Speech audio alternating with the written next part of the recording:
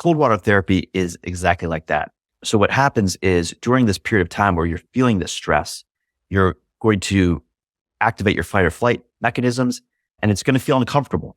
But when you leave that stress, you're actually going to feel more focused. The amount of focus will last for not just minutes, but hours at times. You're going to feel good. You're going to have this release of endorphins. You're going to feel less inflamed. It has an anti-inflammatory effect as well.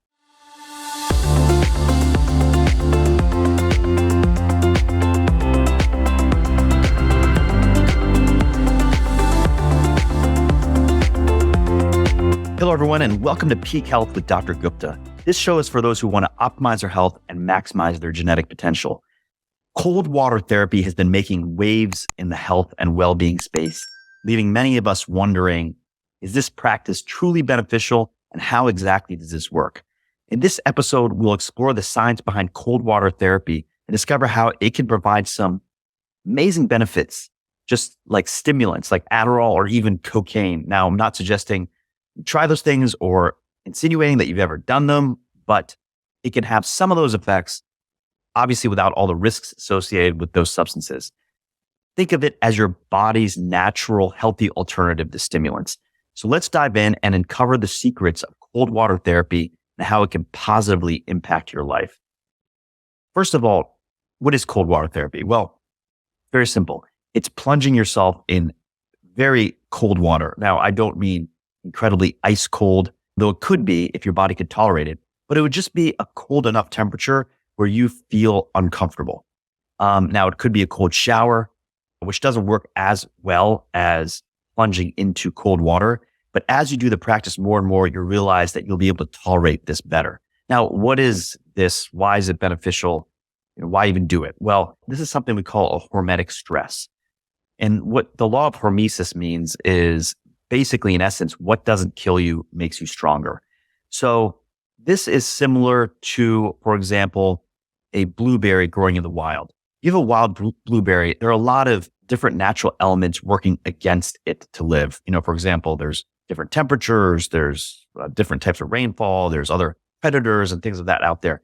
So the blueberry itself builds a ton of antioxidants and has much more nutrient value than, say, a farm blueberry where you're pouring pesticides, you're getting rid of all the pests. There's no incentive for that blueberry to build those antioxidants and be as nutritionally dense as the wild blueberry. Another example is one where I just finished watching this movie called Creed and Creed 2 in preparation to watch the third one that's coming out soon.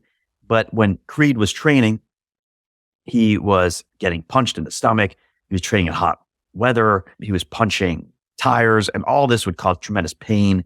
And he would submerge himself in cold water, coincidentally, because it has an anti-inflammatory effect as well, but we'll get to that. And then he would keep on doing it on a daily basis. He would continue to push himself. And that's a hormetic stress because it's damaging your tissues. It's causing you discomfort, but then you come out stronger because of it. And what's happening now a lot in our society is that people live in a very calm and comfortable space, and they don't stress themselves too much. Now, they may have other types of stressors happening in their lives at any given time. The chronic stress has detrimental effects, but they're not getting the stresses that actually improve them. There are many stressors that can actually improve you, like exercise is one of the big ones. But anything that really pushes you in a place where you feel uncomfortable and it's safe, and then you pull back, it actually helps you to grow and helps you to become more resilient to other infections or other stressors. So cold water therapy is exactly like that. And really what the practice is submerging yourself in cold water for about 11 minutes a week. Now that the data suggests that that is the ideal amount of time. That's maybe divided amongst 4 different sessions of potentially 3 minutes each. You could do that in cold water, such as going in your bathtub, or you could do that in ice water if you're so inclined. Or if you don't want to do that, you can do it even in a cold shower because it has some of those same benefits. Now, what are the benefits? Well, as I mentioned, this is a hormetic stress and it activates your sympathetic nervous system, which produces adrenaline and noradrenaline, and also it releases dopamine. So what happens is during this period of time where you're feeling this stress, you're going to activate your fight or flight mechanisms, and it's going to feel uncomfortable. But when you leave that stress, you're actually going to feel more focused. The amount of focus will last for not just minutes, but hours at times. You're going to feel good. You're going to have this release of endorphins. You're going to feel less inflamed. It has an anti-inflammatory effect as well. Are you struggling with reaching your health goals? Do you feel like you need extra help to achieve your desired level of wellness? Well, we're here to tell you that you're not alone. Our website at peakwellnesshealth.com, which is linked in the show notes below, offers a variety of resources to help you on your journey towards optimal health. One of the most popular resources is the 10-day body reset course, which is designed to teach you about diet, sleep, meditation, exercise, and how to lower your blood sugar, blood pressure, body fat, and improve your biomarkers all in just 10 days. Our program is comprehensive yet easy to follow, and we've seen amazing results for those who have completed it. But that's not all. We offer a body optimization course, which teaches you how to lose fat and build muscle. Our program is tailored towards your individual needs and goals so that you can be sure that you're getting the most effective guidance. And if you need even more personalized support, we offer one-on-one consultations. During these sessions, we'll work with you to create a personalized plan that takes into account your unique circumstances, preferences, and goals. Visit peakwellnesshealth.com today and take the first step towards achieving your health goals. Also, cold water therapy is an anti-inflammatory. It stimulates your immune system. So it has many benefits, but one of the main ones is just having an overall better feeling like you're more focused and you feel more energetic. And why is this happening? Well, as I mentioned, when you immerse yourself in the cold, it releases dopamine, it releases epinephrine, norepinephrine. And when you get out of the cold, those neurotransmitters and those endorphins persist for some period of time. Practically, how do you do cold water therapy? Well, the simple way is in the mornings, you go in the shower and take a warm shower like you normally do. But prior to ending the shower, turn the water to as cold as it can get and sit there for a minute or two. And what's happening is you're activating your cold receptors. You are getting into this fight or flight response. But what you want to do is calm yourself during this period. You don't want to get all agitated and tighten up. And you may do that in the beginning. That's okay. But what you want to try to do is calm yourself during this experience and let the cold water run over your body. And what also is happening during this period is it's activating brown fat. Brown fat is brown when you look at it because it's full of active mitochondria. And the purpose of this fat is to generate, so it's a thermogenic fat as opposed to a storage fat like the rest of your fat. And this is very beneficial because it helps with your body's thermogenesis along with shivering, has the same type of effect. And it also burns calories. So there's not good data suggesting that, cold water will burn, a significant amount of calories to decrease obesity or other kinds of effects of high caloric intake.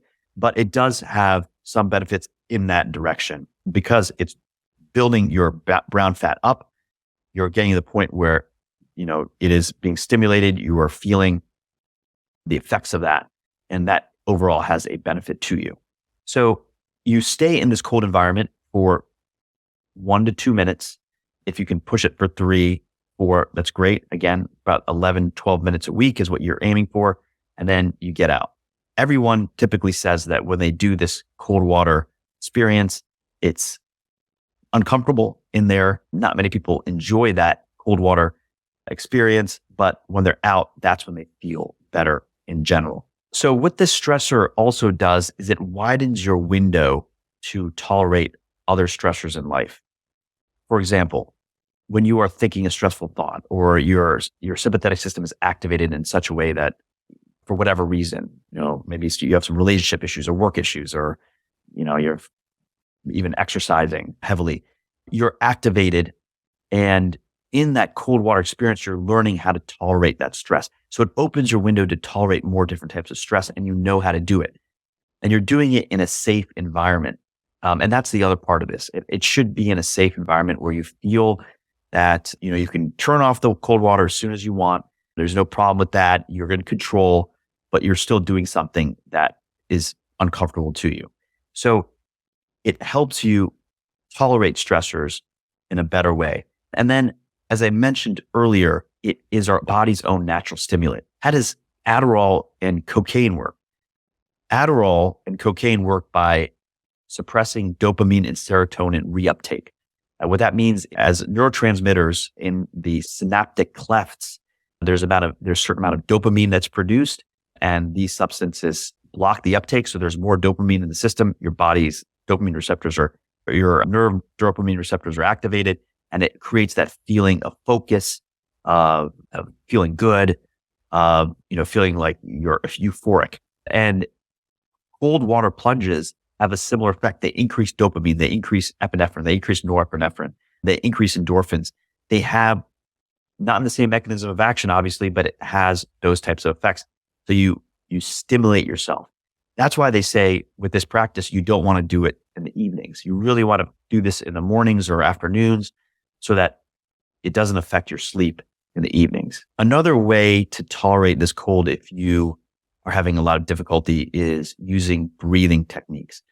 Some of you may be familiar with Wim Hof breathing, which if you are not familiar with this technique, Wim Hof is an individual scientist who described this type of breathing, which helps him tolerate extreme cold temperatures. In fact, he climbed Mount Kilimanjaro in his underwear, and he was able to do so feeling completely warm throughout. He was able to adjust his physiology such that when he was introduced exotoxins and E. coli, he was able to have minimal physiological response, and his immune system was able to combat that bacteria without any issue.